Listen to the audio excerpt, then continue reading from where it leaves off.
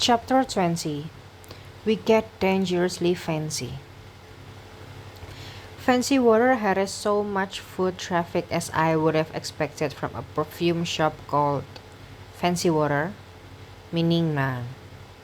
Grover and I watched the place from across the street. Nobody went in, nobody went out.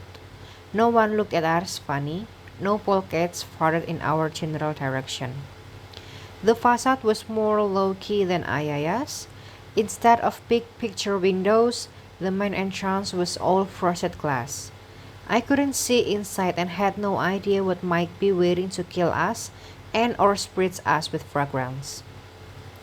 I could, however, sense a water spirit close by.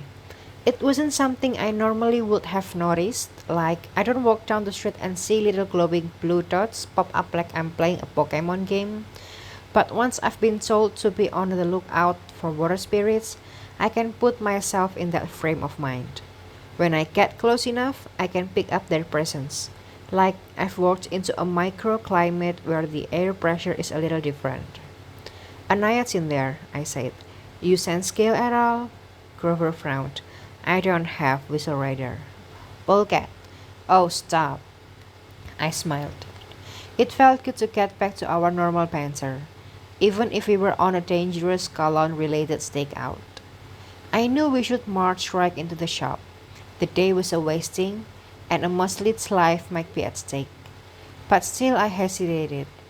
Maybe almost getting vaporized had made me wary. Or maybe I was learning to be careful as I got older. Nah, that probably wasn't it. I've been thinking about Gail's past, I said. She was a mortal witch, right? Apparently really good at making potions, Grover noted. So maybe she came down here looking for a place to hide out? Philomena figured out who she was. If Philomena offered her a job making, whatever miracle is, Gail could be raking in the polecat box. I considered that. If Gail feels appreciated, she might not want to leave. And if there are 3 more potion throwing naiads involved, Grover shivered, this could get ugly. You sure we don't want to buy some rain ponchos? I wish I knew more about Greek witchcraft. I usually try to deal with such things by stepping the magic maker as quickly as possible and or running away. When it came to how fast a witch could zap, what they could zap you with, and how to prevent such zappage, I was the dark. I don't think waterproof clothes are going to be enough, I decided. It's a store, right? Whoever's in there, they won't necessarily know who we are. Let's pretend to be customers. Except Philomena recognizes you. I frowned. Right. And I have no idea where we met. Do you? Grover shook his head. It seemed like she knew you, not me. I could go in alone. No way, I tried to think. It wasn't easy without Annabeth to do 90% of it for me. Let's just bluff it out. We go in looking for a gift. If a naiad recognizes me, I'll improvise. Grover scratched his horns. Let me take the lead. Not to criticize your improv talents, but fine, I said. We can do this. I said this not because I believed it, but because first, I wanted it to be true, and second, I was impatient and needed to do something, even if that something was dangerous. We strolled across the street. Grover pushed upon the door, which made me a chirpy electronic welcome beep. Inside, the great wall of smell smacked me in the face. So much patchouli, ginger, and pumpkin that my eyes watered. Through the haze, I could make out a few glass display counters, 2 salon chairs, and behind the register in back, a lady reading a magazine. She looked a lot like Philomena, except her dark hair was longer. She wore a cosmetic lab coat over a pink dress and had tortoiseshell sunglasses covering her eyes. Maybe because the smell in this place were so brightly hot. Welcome, she said, without looking up from her magazine. She sounded glum, like she was used to losing sales. Let me know if I can help you with anything. Thanks, Grover said. I scanned the shop. There were no polecats on duty, no raw chicken carcasses or bags of whistle wafers. The place was spare and kind of depressing, but the sales lady was definitely a naiad. I could feel the water energy rolling off her like a river current. So far, she didn't seem to sense me. I wanted to keep it that way. Grover strode up to the counter, smiling. I'm looking for a gift for my girlfriend. She's a juniper bush. The lady did a double take. I was across the room, pretending to browse, but out the corner of my eye, I could see her reassessing Grover, realizing he was a satyr, and then switching into Greek myth mode, like, okay, you're magical, I'm magical, let's make a deal. I see. She gave him a conscious smile. A juniper dryad. What's the occasion? Is it her bloom day? No, just an early Saturnalia present, Grover said. If I don't do my holiday shopping ahead of time, I get overwhelmed. Oh, I understand. Very thoughtful. Have you been in the shop before? I don't remember you. No, but I've heard great things. Grover Underwood, Cloven Elder? He put out his hand. After a moment of shock, she shook it. A Cloven Elder! Her smile warmed to just above tepid. It's an honor. And your name is Fancy? He guessed. I've heard you make the best water. She pursed her lips like she was trying to stay polite and not yell at the VIB. My hand crept toward Riptide in case things went south, but Grover seemed to be selling his act as a harmless knucklehead, which was usually my rule.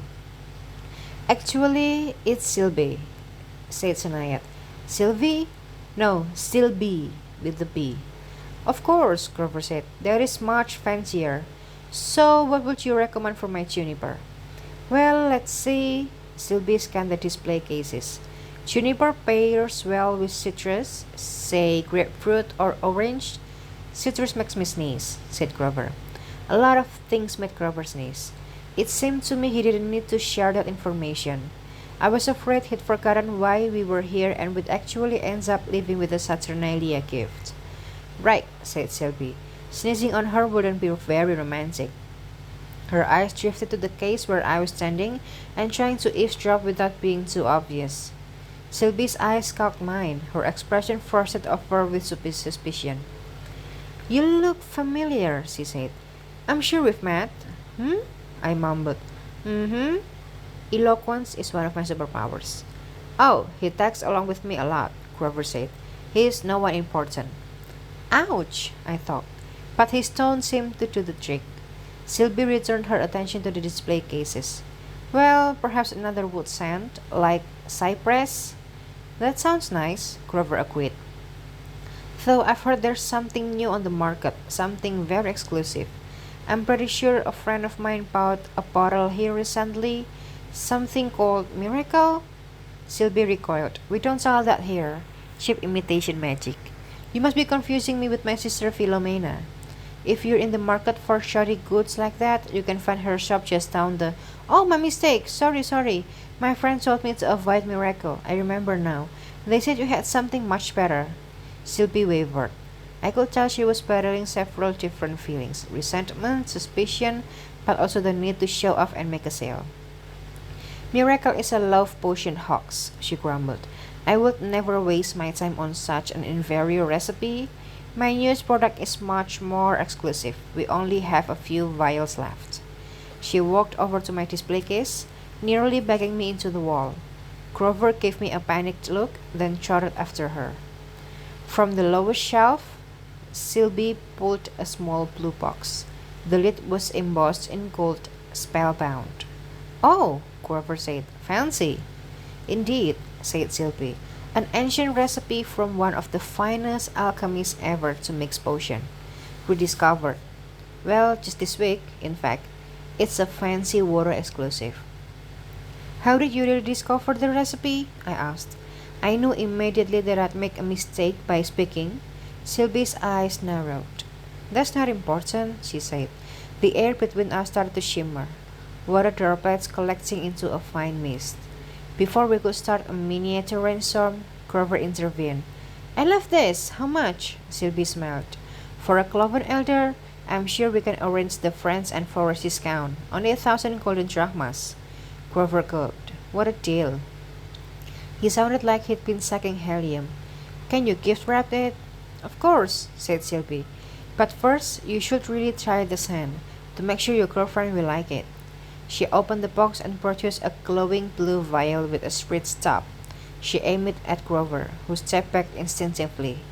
Oh, you're right, Shelby apologized. You wouldn't have the right chemistry profile for Spellbound. Your friend here is a better test subject. Before I could say blue's not my color, she spreads me right in the face. I admit it, she outplayed me. The stuff got in my nostrils, my eyes, my mouth. It tasted exactly like I imagined Kale's whistle treats tasting, which wasn't good. Look, lady, I said. Then my mouth stopped working. My arms turned to sandbags. My legs crumpled. I crashed sideways onto the floor, completely paralyzed. Perfect! Sylvie knelt over me as Grover scrambled back, terrified. I remember you now, Percy Jackson, she said. Your friend is right. You're no one. Or at least, you're about to be.